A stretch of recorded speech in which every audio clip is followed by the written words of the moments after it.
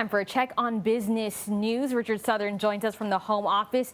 Richard, some big news today from one of the world's biggest coffee chains who could be closing a number of Canadian stores.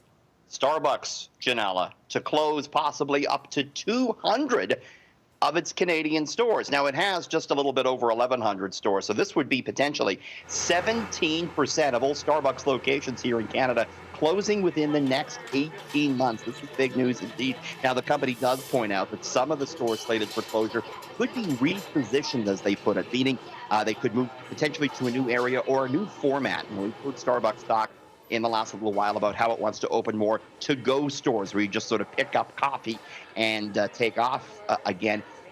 Starbucks also eyeing hundreds of store closures in the United States. It's reporting a 45% drop in sales. All this, of course, tied to the pandemic.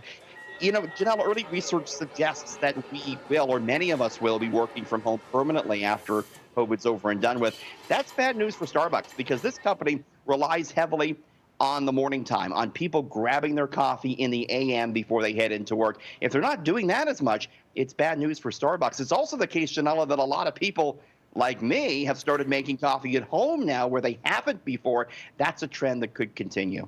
I got to say, this was pretty shocking news to me because, you know, we hear about the small businesses struggling, but you think of Starbucks, this huge business, as being able to weather the storm. So if they're making major cuts, I have to wonder what that means for everyone else. They are a bellwether. It's troubling news. It's bad news for the landlords, too, that will own a lot of the properties that Starbucks rents from. So it's, yeah, big deal indeed. All right, we'll have to keep an eye on that.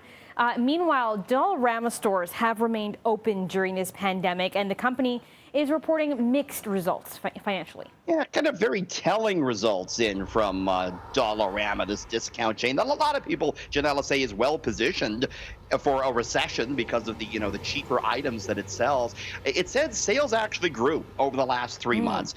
But shoppers, it said, were actually spending more every time they went in. The average transaction was up 22%, but people went in less than they used to. Traffic was down 19%. So fewer people went in, but when they did, they bought more. Profitability was hurt at Dollarama because shoppers bought lower margin items like toilet paper and hand sanitizer.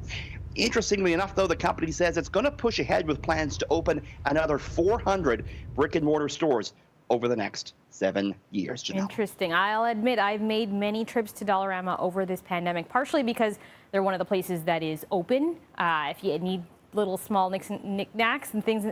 And also, as you said, when you can't find stuff at the other places, you might find it at Dollarama. Toilet paper, hand sanitizer, all that kind of stuff. Yep.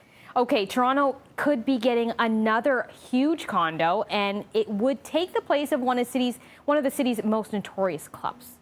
Yeah, Filmores Hotel, located close to where you are, near Yonge and Dundas. That's there, right, Janelle. just down the street here. Absolutely. This, of course, a gentleman's club, a strip club, if you will. It's slated, though, to become a 46-story condo. This building was actually constructed 100 years ago as a hotel. Filmores took over in its current form back in 1985. I want to show you the building that they want to build here. Wow. This would have, look at that, stretching pretty high, 588 residential units. It would maintain that current brick facade. They would have to, Janella, because Filmores was designated a heritage site a couple of years ago. Management right now says the club will continue in its current form for the next couple of years. Janella, you and I are back just after 6:30. We're talking about Elmo, the cute little character from Sesame Street, is under fire from one TV host. We'll talk about that after 6:30. All right, can't wait. We'll talk to you then. Thanks.